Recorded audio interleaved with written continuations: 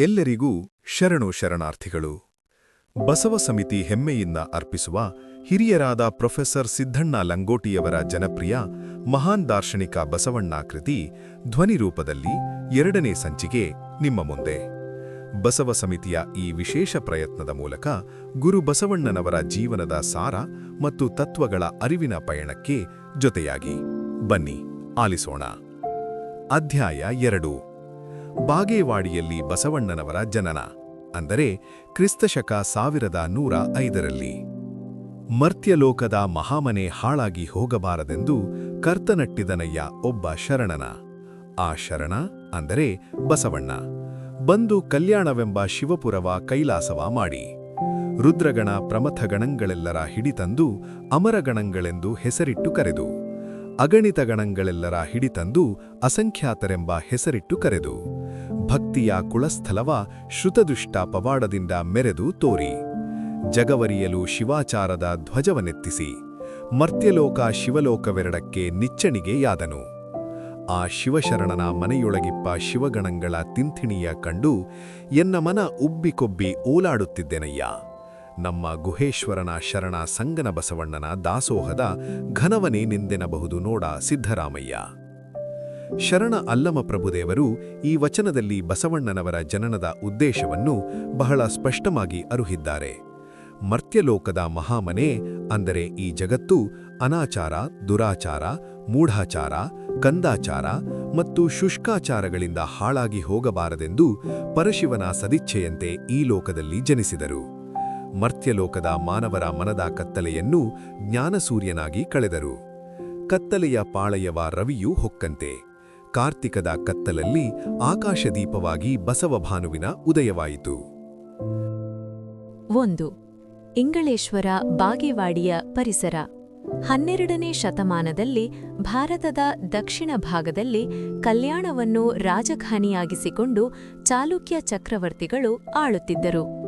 ಈ ಚಾಲುಕ್ಯ ಸಾಮ್ರಾಜ್ಯದ ಮಾಂಡಲೀಕ ರಾಜರಲ್ಲಿ ಮಂಗಳವಾಡಿಯ ಕಲಚ್ಚೂರ್ಯ ವಂಶದ ಜೋಗಮ ಹಾಗೂ ಪೆರ್ಮಾಡಿ ಆಳುತ್ತಿದ್ದರು.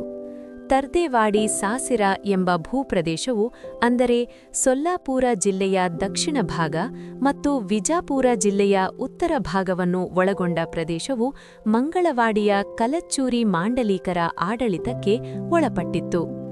ತರ್ದೇವಾಡಿ ಪ್ರಾಂತದ ಪ್ರಮುಖ ಪಟ್ಟಣ ಇಂಗಳೇಶ್ವರ ಬಾಗೇವಾಡಿಯಾಗಿತ್ತು. 2. ಬಾಗೇವಾಡಿ ಅಗ್ರಹಾರ. ಅಂದು ಬಾಗೇವಾಡಿಯು ಬ್ರಾಹ್ಮಣರ ಪ್ರಮುಖ ಅಗ್ರಹಾರವಾಗಿತ್ತು. ಈ ಅಗ್ರಹಾರದ ಅಧಿಪತಿ ಮಂಡಗೆಯ ಮಾದಿರಾಜ, ಅಂದರೆ ಮಾದರಸ. ಈತನು ಅಗ್ರಹಾರದ ಬ್ರಾಹ್ಮಣರಿಗೆಲ್ಲ ಅಗ್ರೇಸರ, ಅಂದರೆ ನಾಯಕನಾಗಿದ್ದನು. ಈ ಮಾದರಸನ ಪತ್ನಿ ಮಾದಲಾಂಬೆ, ಅಂದರೆ ಮಾದಲಾಂಬಿಕೆ. ಇವಳ ತವರು ಮನೆ ಇಂಗಳೇಶ್ವರವಾಗಿತ್ತು. ಈ ಮಾದರಸ ಮತ್ತು ಮಾದಲಾಂಬಿಕೆಯರು ಸಾಂಖ್ಯಾಯನ ಗೋತ್ರದ ಕಮ್ಮೆ ಕುಲದ ಶೈವ ಬ್ರಾಹ್ಮಣರು. ಸ್ವತಃ ಮಾದರಸನು ಶೈವಾಗಮಾಚಾರ ಎಂಬ ಬಿರುದು ಹೊಂದಿದ್ದ ವಿಪ್ರೋತ್ತಮನಾಗಿದ್ದನು.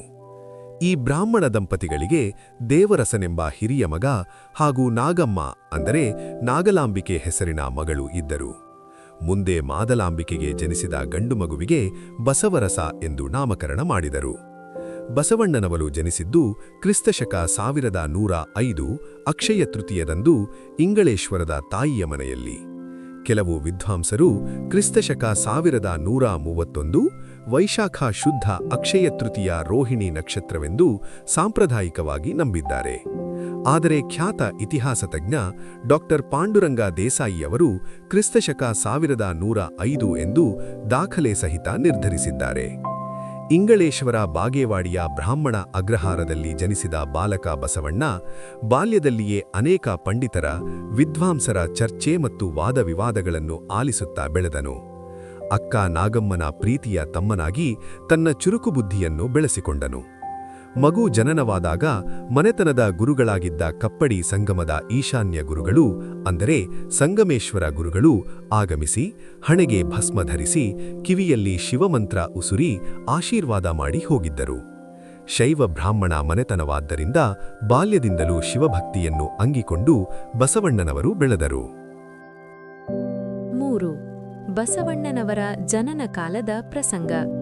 ಬಸವಣ್ಣನವರ ಜನನ ಕಾಲದ ಅವಿಸ್ಮರಣೀಯ ಘಟನೆಯೊಂದನ್ನು ಹೀಗೆ ಹೇಳುತ್ತಾರೆ. ಮಾದಲಾಂಬಿಕೆಯು ತವರು ಮನೆ ಇಂಗಳೇಶ್ವರಕ್ಕೆ ಹೆರಿಗೆಗಾಗಿ ಹೋಗಿದ್ದಳು.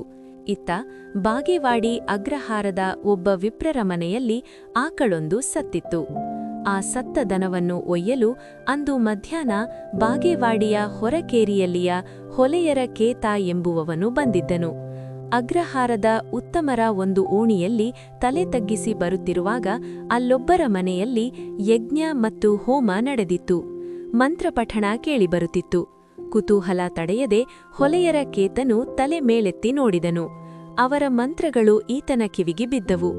ಈತನು ಕ್ಷಣಕಾಲ ನಿಂತಿದ್ದನ್ನು ಕಂಡು ಸಂಪ್ರದಾಯವಾದಿ ಕರ್ಮಠರು ಆತನದ್ದು ಅಪರಾಧವೆಂದು ನಿರ್ಧರಿಸಿ ಆಳುಗಳ ಮೂಲಕ ಅಗ್ರಹಾರದ ಅಧಿಪತಿ ಮಾದರಸರ ಮನೆಯ ಅಂಗಳದಲ್ಲಿ ನ್ಯಾಯ ನಿರ್ಣಯಕ್ಕೆ ಎಳೆತಂದರು.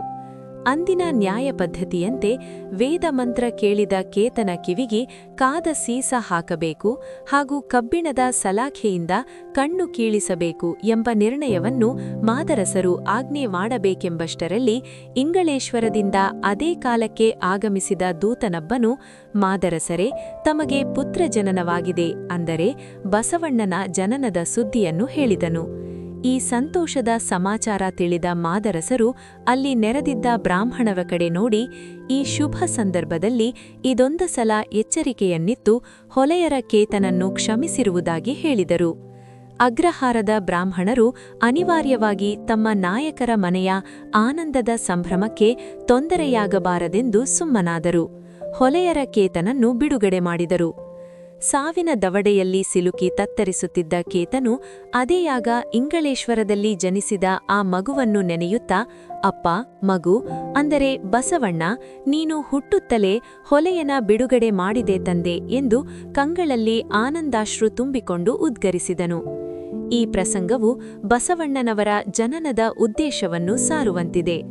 ಬಸವಣ್ಣನವರು ಬಾಲಕನಾಗಿದ್ದಾಗ ಬಾಲಸ್ವಭಾವದ ಕುತೂಹಲದಿಂದ ತಮ್ಮ ಅಗ್ರಹಾರ ಪರಿಸರದ ಪರಿಸ್ಥಿತಿಯನ್ನು ಗಮನಿಸುತ್ತಾ ವಿಚಾರ ಮಾಡುತ್ತಾ ಸಂಶಯಗಳು ಹುಟ್ಟಿದಾಗ ಅಕ್ಕ ನಾಗಮ್ಮಳಿಗೆ ಕೇಳುತ್ತಾ ತುಂಬಾ ಚುರುಕು ಬುದ್ಧಿಯವರಾಗಿ ಬೆಳೆದರು.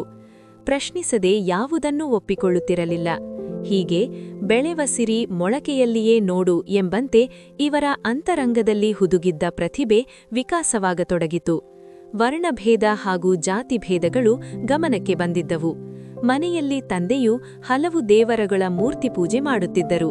ತಾಯಿಗಾಗಲಿ ಅಥವಾ ಅಕ್ಕನಾಗಲಿ ಪೂಜೆ ಮಾಡುವ ಹಕ್ಕಿರಲಿಲ್ಲ. ಅಗ್ರಹಾರದ ಹೊರಗೆ ಬಯಲಲ್ಲಿ ಅಸ್ಪೃಶ್ಯರನ್ನು ಮುಟ್ಟಿಸಿಕೊಳ್ಳಬಾರದು ಮುಂತಾದ ಎಚ್ಚರಿಕೆ ಹೇಳಿ ಕಳಿಸುತ್ತಿದ್ದರು. ಈ ಮೇಲು ಕೀಳು, ಸ್ಪೃಶ್ಯ ಮತ್ತು ಅಸ್ಪೃಶ್ಯ ಹಾಗೂ ಗಂಡು ಹೆಣ್ಣುಗಳೆಂಬ ಭೇದಭಾವ ನಿಧಾನವಾಗಿ ಬಸವಣ್ಣನವರ ಅರಿವಿಗೆ ಬರತೊಡಗಿತು. 4. ಉಪನಯನ, ಜನಿವಾರ ತಿರಸ್ಕಾರ ಹಾಗೂ ಅಗ್ರಹಾರದಿಂದ ಬಹಿಷ್ಕಾರ. ಬ್ರಾಹ್ಮಣ ಮನೆತನದ ಸಂಪ್ರದಾಯದಂತೆ ಬಸವಣ್ಣನವಡಿಲೆ ಉಪನಯನ ಸಂಸ್ಕಾರ ಮಾಡಬೇಕೆಂದು ಮಾದರಸರು ನಿರ್ಧರಿಸಿದರು. ಅಗ್ರಹಾರದ ಅಧಿಪತಿಯ ಮನೆಯಲ್ಲಿ ಸರ್ವಸಿದ್ಧತೆಗಳು ಭರದಿಂದ ನಡೆದವು. ಇಂಗಳೇಶ್ವರದಿಂದ ಬಂಧು ಬಳಗದವರು, ಅಗ್ರಹಾರದ ವಿಪ್ರರು ಹಾಗೂ ಪುರೋಹಿತರು ಆಗಮಿಸಿದರು. ಅಗ್ನಿಕುಂಡ ಸಿದ್ಧಪಡಿಸಿ ಹೋಮಹವನ ನಡೆಯಿತು. ಬಾಲಕನಿಗೆ ಶೈವಾಗಮಿಕ ಮತ್ತು ವೈದಿಕ ಪುರೋಹಿತರು ಮಂತ್ರಗಳನ್ನು ಉಚ್ಚರಿಸುತ್ತಾ ಗಾಯತ್ರಿ ಮಂತ್ರೋಪದೇಶದ ಮೂಲಕ ಜನಿವಾರ ಹಾಕಲು ಮುಂದಾದರು. ಆಗ ಬಸವಣ್ಣನವರ ಅಂತರಂಗದಲ್ಲಿ ಹತ್ತಿಕ್ಕಲ್ಪಟ್ಟಿದ್ದ ಕ್ರಾಂತಿಯ ಕಿಡಿಯು ಪ್ರಶ್ನೆಗಳ ಮೂಲಕ ಹೊರಹೊಮ್ಮಿತು. ಉಪನಯನವೆಂದರೇನು? ಪಂಡಿತರು ಹೇಳಿದರು, ಇದು ಒಳಗಿನ ಅರಿವಿನ ಕಣ್ಣು ಜಾಗೃತಗೊಳಿಸುವ ಸಂಸ್ಕಾರ. ಇದರಿಂದ ನೀನು ವೇದಾಧ್ಯಯನಕ್ಕೆ ಪಾತ್ರನಾಗುಮೆ. ಜನ್ಮನ ಜಾಯತೆ ಶೂದ್ರ, ಸಂಸ್ಕಾರ ದ್ವಿಜ ಮುಚ್ಯತೆ ಎಂದು ಶಾಸ್ತ್ರಗಳು ಹೇಳುತ್ತವೆ. ಹುಟ್ಟಿನಿಂದ ಎಲ್ಲರೂ ಶೂದ್ರರು. ಈ ಸಂಸ್ಕಾರದಿಂದ ನೀನು ದ್ವಿಜನಾಗುವೆ, ಅಂದರೆ ಎರಡನೇ ಜನ್ಮ ಪಡೆಯುವೆ ಎಂದರು. ಬಸವಣ್ಣನವರ ಎರಡನೇ ಪ್ರಶ್ನೆ, ನನಗಿಂತ ಮುಂಚೆ ಹುಟ್ಟಿರುವ ನನ್ನ ಅಕ್ಕ ನಾಗಮ್ಮ ಮನೆಯಲ್ಲಿದ್ದಾಳೆ. ಅವಳು ಜನ್ಮದಿಂದ ಶೂದ್ರಳೆ ಅನ್ನುವುದಾದರೆ ಅವಳಿಗೂ ಈ ಸಂಸ್ಕಾರ ನೀಡಿ ಜನಿವಾರ ಹಾಕಿರಿ ಎಂದಾಗ ಪಂಡಿತರು ಸಿಡಿಮಿಡಿಗೊಳ್ಳುತ್ತಲೇ, ಸ್ತ್ರೀಗಳಿಗೆ ಧಾರ್ಮಿಕ ಸಂಸ್ಕಾರದ ಹಕ್ಕು ಇಲ್ಲ, ನಾ ಸ್ತ್ರೀ ಸ್ವಾತಂತ್ರ್ಯಮರ್ಹತಿ ಎಂದು ಶಾಸ್ತ್ರಗಳು ಹೇಳಿವೆ ಎಂದು ಉತ್ತರಿಸಿದರು. ಅದೇ ಪ್ರಕಾರ ವರ್ಣಾಶ್ರಮ ಧರ್ಮ ಪದ್ಧತಿಯಲ್ಲಿ ಶೂದ್ರರಿಗೆ ದಲಿತರಿಗೆ ಹಾಗೂ ಮಹಿಳೆಯರಿಗೆ ಧಾರ್ಮಿಕ ಸಂಸ್ಕಾರ ಪಡೆಯುವ ಅಧಿಕಾರ ಇಲ್ಲ ಎಂಬುದನ್ನು ಅರಿತ ಬಸವಣ್ಣನವರು ನನ್ನ ಹಡೆದ ತಾಯಿ ಮತ್ತು ನನ್ನ ಅಕ್ಕ ಶೂದ್ರ ಎನ್ನುವುದಾದರೆ ನನಗೂ ಈ ಸಂಸ್ಕಾರ ಬೇಡ ಎಂದು ಹೇಳಿ ಕೈಯಲ್ಲಿ ಹಿಡಿದಿದ್ದ ಕರ್ಮಲತೆಯಂತಿದ್ದ ಜನಿವಾರವನ್ನು ಕಿತ್ತುಬಿಸುಟೆಟ್ಟು ಎದ್ದು ನಿಂತರು. ಹೆಣ್ಣು ಗಂಡಿನಲ್ಲಿ, ಬ್ರಾಹ್ಮಣ ಮತ್ತು ಅಂತ್ಯಜರಲ್ಲಿ ಭೇದ ಕಲ್ಪಿಸುವ ಈ ಸಂಸ್ಕಾರ ನನಗೂ ಬೇಡ ಎಂದು ಹಠ ಹಿಡಿದಾಗ ಕರ್ಮಠ ಪುರೋಹಿತರು ಇಂತಹ ಉದ್ಧಟ ಬಾಲಕನನ್ನು ಧರ್ಮ ಮತ್ತು ಸಮಾಜದಿಂದ ಬಹಿಷ್ಕಾರ ಹಾಕುವುದಾಗಿ ಕ್ರೋಧದಿಂದ ನುಡಿಯಲು ಬಸವಣ್ಣನವರು ಜನಿವಾರ ಸಂಸ್ಕಾರವನ್ನೇ ತಿರಸ್ಕರಿಸಿ ಬಾಗೇವಾಡಿ ಅಗ್ರಹಾರ ತೊರೆತು ಕಪ್ಪಡಿ ಸಂಗಮದೆಡೆ ನಡೆದರು. ಮುಂದಿನ ವಿಭಾಗ ಕಪ್ಪಡಿ ಸಂಗಮದ ಗುರುಕುಲದಲ್ಲಿ. 1. ಕಪ್ಪಡಿ ಸಂಗಮಕ್ಕೆ ಬಸವಣ್ಣನ ಆಗಮನ. ಕಪ್ಪಡಿ ಸಂಗಮವು ಕೃಷ್ಣ ಹಾಗೂ ಮಲಾಪಹಾರಿ ನದಿಗಳು ಕೂಡುವ ಸುಮನೋಹರ ಸಂಗಮ ಕ್ಷೇತ್ರವಾಗಿತ್ತು. ಅಲ್ಲಿ ಸುಪ್ರಸಿದ್ಧವಾದ ಸಂಗಮೇಶ್ವರ ದೇವಾಲಯವಿದೆ. ಇದು ಹೊಯ್ಸಳರ ಶಿಲ್ಪಕಲೆಯ ಅದ್ಭುತ ಮಾದರಿಯ ದೇವಸ್ಥಾನವಾಗಿದೆ. ಪ್ರಾಚೀನ ಕಾಲದ ಶಾಸನಗಳಲ್ಲಿ ಸಂಗಮೇಶ್ವರ, ಕಾಳೇಶ್ವರ ಹಾಗೂ ಆಚೇಶ್ವರ ಎಂಬ 3 ಗುಡಿಗಳಿದ್ದವು. ಇಂದು ಅವುಗಳನ್ನು ಕೂಡಲ ಸಂಗಮೇಶ್ವರ, ಸಿದ್ಧೇಶ್ವರ ಮತ್ತು ಜಾತವೇದಿ ಗುಡಿಗಳೆಂದು 1968ರಿಂದ ಬಸವಣ್ಣನವರ ಅಷ್ಟಶತಮಾನೋತ್ಸವ ಸಂದರ್ಭದಿಂದ ಕರೆಯತೊಡಗಿದ್ದಾರೆ. ಬಸವಣ್ಣನವರು ಕಪ್ಪಡಿ ಸಂಗಮಕ್ಕೆ ಬರಲು ಪ್ರಮುಖವಾಗಿ 2 ಕಾರಣಗಳು. 1. ಬಾಲ್ಯದಿಂದಲೂ ತಂದೆ ತಾಯಿಯರೊಂದಿಗೆ ಕಪ್ಪಡಿ ಸಂಗಮಕ್ಕೆ ಬಂದು ಅಲ್ಲಿಯ ಸ್ಥಾನಪತಿಗಳಾದ ಈಶಾನ್ಯ ಗುರುಗಳ ದರ್ಶನ ಪಡೆಯುತ್ತಿದ್ದುದು. 2. ಅಕ್ಕ ನಾಗಮ್ಮಳನ್ನು ಈಗಾಗಲೇ ಮದುವೆ ಮಾಡಿಕೊಟ್ಟಿದ್ದರಿಂದ ಅವಳ ಗಂಡ ಶಿವದೇವನ ಮನೆ ಇದ್ದದ್ದು ಸಂಗಮದಲ್ಲಿಯೇ. ಅಕ್ಕ ನಾಗಮ್ಮ ಹಾಗೂ ಭಾವ ಶಿವದೇವರ ಆಶ್ರಯವಿದ್ದ ಕಾರಣ ಬಸವಣ್ಣನವರು ಸಂಗಮಕ್ಕೆ ಬಂದು ಈಶಾನ್ಯ ಗುರುಗಳ ಸನ್ನಿಧಿಯಲ್ಲಿದ್ದುಕೊಂಡು ಅವರ ಗುರುಕುಲದಲ್ಲಿ ವಿದ್ಯಾರ್ಜನೆಗೈಯಲು ಅವಕಾಶವಾಯಿತು. ಈಶಾನ್ಯ ಗುರುಗಳು ಸಂಗಮೇಶ್ವರ ದೇವಾಲಯದ ಸ್ಥಾನಪತಿಗಳಾಗಿದ್ದರಿಂದ ಅವರನ್ನು ಸಂಗಮೇಶ್ವರ ಗುರುಗಳೆಂದು ಕರೆಯಲಾಗುತ್ತಿತ್ತು. 2. ಈಶಾನ್ಯ ಗುರುಕುಲದಲ್ಲಿ ವಿದ್ಯಾರ್ಜನೆ.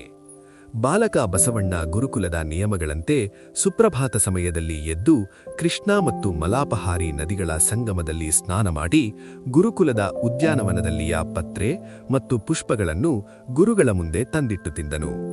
ಗುರುಗಳು ದೇವಾಲಯದಲ್ಲಿ ಪೂಜೆ ಮಾಡುವುದನ್ನು ಭಕ್ತಿಯಿಂದ ನೋಡುತ್ತಾ ಗುರುಗಳು ಕಲಿಸಿದ ಶಿವಗೀತಗಳನ್ನು ಹಾಡುತ್ತಲಿದ್ದನು. ಗುರುಕುಲದಲ್ಲಿ ವ್ಯವಸ್ಥಿತವಾಗಿ ವೇದಾಗಮಗಳು, ಶ್ರುತಿ ಸ್ಮೃತಿಗಳು, ಪುರಾಣಗಳು, ರಾಮಾಯಣ, ಮಹಾಭಾರತ, ಕಾವ್ಯಗಳು ಮತ್ತು ಷಡ್ದರ್ಶನಗಳ ಅಧ್ಯಯನ ಮಾಡುತ್ತಲೇ ಈ ಬಸವಣ್ಣ ಈಗ 20 ವರ್ಷದ ತರುಣನಾಗಿ ಸರ್ವವಿದ್ಯಾ ಪಾರಂಗತರಾದರು. ಸ್ವತಂತ್ರ ಚಿಂತನೆಗಳು, ಜೀವನದ ಮುಂದಿನ ಯೋಜನೆಗಳು ಮನೋಮಂದಿರದಲ್ಲಿ ಒಡಮೂಡತೊಡಗಿದ್ದವು. 3. ದೇಶ ಪರ್ಯಟನೆ ಮತ್ತು ಲೋಕಾನುಭವ. ಗುರುಕುಲದಲ್ಲಿ ವಿದ್ಯಾರ್ಜನೆ ಪೂರ್ಣಗೊಂಡ ನಂತರ ಅಂದಿನ ಪದ್ಧತಿಯಂತೆ ಗುರುಕುಲದ ಎಲ್ಲಾ ಶಾಸ್ತ್ರಗಳ ಪಂಡಿತ ಗುರುಗಳೊಂದಿಗೆ ವಿದ್ಯಾರ್ಥಿಗಳು ದೇಶ ಪರ್ಯಟನ ಕೈಗೊಳ್ಳಬೇಕಿತ್ತು. ಬಸವಣ್ಣನವರು ಈ ಯಾತ್ರೆಯಲ್ಲಿ ಪಾಲ್ಗೊಂಡು ಅಂದಿನ ವಿದ್ಯಾಕೇಂದ್ರಗಳನ್ನು, ಧಾರ್ಮಿಕ ಕ್ಷೇತ್ರಗಳನ್ನು ಕಂಡು ಲೋಕಾನುಭವ ಪಡೆದರು. ಬೇರೆ ಬೇರೆ ಭಾಗದ ಭಾಷೆಗಳ, ಜನಜೀವನ, ಸಮಾಜ, ಧರ್ಮ ಮತ್ತು ರಾಜಕೀಯ ವ್ಯವಸ್ಥೆಗಳನ್ನು ಅರಿತರು. 4. ಕಪಿಲಷಷ್ಠಿ ಯೋಗ, ವಿದ್ವತ್ಸಭೆ ಹಾಗೂ ಘಟಿಕೋತ್ಸವ. ಈ ಪರ್ಯಟನ ಮುಗಿಸಿ ಬರುವಷ್ಟರಲ್ಲಿ ಕಪಿಲಷಷ್ಠಿ ಜಾತ್ರೆಯ ಯೋಗ ಒದಗಿ ಬಂದಿತು. ಗುರುಕುಲದಲ್ಲಿ ಘಟಿಕೋತ್ಸವವನ್ನು ಅದೇ ಕಾಲಕ್ಕೆ ಆಯೋಜಿಸಲಾಯಿತು. ಕಪ್ಪಡಿ ಸಂಗಮವು 3 ಶಿವದೇವಾಲಯಗಳ ಸಂಗಮ ಕ್ಷೇತ್ರವಾಗಿದ್ದರಿಂದ ನಾಡಿನೆಲ್ಲೆಡೆಯಿಂದ ಶಿವಭಕ್ತರು ಸಹಸ್ರಾರು ಸಂಖ್ಯೆಯಲ್ಲಿ ಕೂಡುತ್ತಿದ್ದರು. 12 ವರ್ಷಕ್ಕೊಮ್ಮೆ ಬರುವ ಕಪಿಲಷಷ್ಠಿ ಯೋಗ ಸಂದರ್ಭದಲ್ಲಿ ವಿದ್ವಜ್ಜನರು ಹಾಗೂ ನಾಡಿನ ಎಲ್ಲ ಶೈವ ಶಾಖೆಗಳ ಪಂಡಿತರು ಆಗಮಿಸಿ ತತ್ವಗೋಷ್ಠಿಯಲ್ಲಿ ಪಾಲ್ಗೊಳ್ಳುತ್ತಿದ್ದರು. ಆಯಾ ಪಂಡಿತರ ವಾದಗಳೆಲ್ಲವನ್ನೂ ನಿರಸನಗೈದು ಬಸವಣ್ಣನವರು ವ್ಯಷ್ಟಿ ಮತ್ತು ಸಮಷ್ಟಿ ಕಲ್ಯಾಣದ ಸಮಾಜೋ, ಧಾರ್ಮಿಕೋ ಮತ್ತು ಸೈದ್ಧಾಂತಿಕವಾದ ತಮ್ಮ ಹೊಸ ವಿಚಾರಗಳನ್ನು ಪ್ರತಿಪಾದಿಸಿದಾಗ ದೇಶದ ಎಲ್ಲಾ ಭಾಗಗಳಿಂದ ಆಗಮಿಸಿದ್ದ ವೇದ ಪಾರಂಗತರು ಮತ್ತು ಶಿವಾಗಮ ಪಂಡಿತರು ಬೆರಗಾದರು. ವೇದ, ಶಾಸ್ತ್ರ, ಆಗಮ, ಪುರಾಣ ಮತ್ತು ತರ್ಕಗಳು ಬೌದ್ಧಿಕ ಚರ್ಚೆಗೆ ಸೀಮಿತವಾದರೆ ಈ ದೇಶದ ಬಹುಸಂಖ್ಯಾತ ಜನರು ಸುಖ, ಶಾಂತಿ, ನೆಮ್ಮದಿ ಮತ್ತು ಸಮೃದ್ಧಿಯಿಂದ ಬದುಕುವಂತಾಗುವ ಜೀವನ ಸಿದ್ಧಾಂತಗಳ ಹಾಗೂ ಸೌಹಾರ್ದತೆಯ ಜೀವನದ ಸಮಾನತೆಯ ವಿಚಾರಗಳನ್ನು ಚರ್ಚಿಸಬೇಕೆಂದು ತಿಳಿಸಿದಾಗ ಸೇರಿದ್ದ ಸಾವಿರಾರು ಜನರು ಮೆಚ್ಚುಗೆ ವ್ಯಕ್ತಪಡಿಸಿ ಬಸವಣ್ಣನವರಲ್ಲಿ ಹೊಸ ಬದುಕಿನ ಆಶಾಕಿರಣ ಕಂಡರು. 5. ಬಲದೇವ ಮಂತ್ರಿಯ ಆಹ್ವಾನ. ಘಟಿಕೋತ್ಸವ ಹಾಗೂ ಕಪಿಲಷಷ್ಠಿ ಉತ್ಸವಕ್ಕೆ ಆಗಮಿಸಿದ್ದ ರಾಜ ಬಿಜ್ಜಳನ ಮಂತ್ರಿ ಬಲದೇವ ಹಾಗೂ ಕುಟುಂಬದ ಪರಿವಾರದವರು ಈ ಪ್ರತಿಭಾವಂತ ಯುವಕ ಬಸವರಸನ ವಿಚಾರಧಾರೆಗೆ ಮಾರುಹೋದರು. ಸಂಗಮದ ಸ್ಥಾನಪತಿ ಈಶಾನ್ಯ ಗುರುಗಳಲ್ಲಿ ವಿಚಾರ ಮಾಡಿದಾಗ ಬಸವಣ್ಣ ಇಂಗಳೇಶ್ವರ ಬಾಗೇವಾಡಿ ಅಗ್ರಹಾರದ ಅಧಿಪತಿಯಾಗಿದ್ದ ಮಾದರಸ ಮತ್ತು ಮಾದಲಾಂಬಿಕೆಯರ ಪುತ್ರನಾಗಿದ್ದನು ತಿಳಿಯಿತು. ಬಿಜ್ಜಳನ ಮಂತ್ರಿಗಳಾಗಿದ್ದ ಬಲದೇವ ಹಾಗೂ ಸಿದ್ಧರಸರು ಮೂಲತಃ ಇಂಗಳೇಶ್ವರದವರೇ ಆಗಿದ್ದು ಮಾದಲಾಂಬಿಕೆಯ ಸಹೋದರರಾಗಿದ್ದರಿಂದ ಅವರು ಬಸವಣ್ಣನವರ ಸೋದರ ಮಾವಂದರಾದಂತಾಯಿತು. ಬಲದೇವ ಮಂತ್ರಿಯೊಂದಿಗೆ ಉತ್ಸವಕ್ಕೆ ಆಗಮಿಸಿದ್ದ ಬಲದೇವ ಮಂತ್ರಿಯ ಮಗಳು ಗಂಗಾಂಬಿಕೆ ಮತ್ತು ಸಿದ್ಧರಸರ ಮಗಳು ನೀಲಾಂಬಿಕೆಯರು ಅಲ್ಲಿಯೇ ಬಸವಣ್ಣನವರ ವ್ಯಕ್ತಿತ್ವಕ್ಕೆ ಮಾರುಹೋದರಿದ್ದರು. ಕಪ್ಪಡಿ ಸಂಗಮದಲ್ಲಿಯೇ ಇದ್ದ ಅಕ್ಕ ನಾಗಮ್ಮ ಮತ್ತು ಶಿವದೇವ ಇವರೊಂದಿಗೆ ಬಲದೇವ ಮಂತ್ರಿಗಳು ಮಾತನಾಡಿ ಈಶಾನ್ಯ ಗುರುಗಳ ದರ್ಶನ ಪಡೆದು ಮಂಗಳವೇಳೆಗೆ ಆಗಮಿಸಲು ಬಿನ್ನಹ ಮಾಡಿಹೋದರು. ಈ ಸಂಚಿಕೆಗೆ ಇಲ್ಲಿಗೆ ವಿರಾಮ ಹಾಡೋಣ. ಭಕ್ತಿ ಭಂಡಾರಿ ಬಸವಣ್ಣನವರ ಬಾಲ್ಯದ ಈ ಸುಂದರ ಪಯಣ ನಿಮಗಿಷ್ಟವಾಗಿದೆ ಎಂದು ಭಾವಿಸುತ್ತೇವೆ. ಮುಂದಿನ ಗುರುವಾರ ಶರಣರ ಜೀವನದ ಮತ್ತೊಂದು ಅದ್ಭುತ ಅಧ್ಯಾಯದೊಂದಿಗೆ ಮತ್ತೆ ಸಿಗೋಣ. ನಮ್ಮ ಈ ಜ್ಞಾನದ ಪ್ರಯತ್ನ ನಿಮಗಿಷ್ಟವಾದಲ್ಲಿ ಲೈಕ್ ಮಾಡಿ, ಶೇರ್ ಮಾಡಿ ಮತ್ತು ನಮ್ಮನ್ನು ಫಾಲೋ ಮಾಡಲು ಮರೆಯಬೇಡಿ. ಅಲ್ಲಿಯವರೆಗೆ ಎಲ್ಲರಿಗೂ ಶರಣಾರ್ಥಿಗಳು.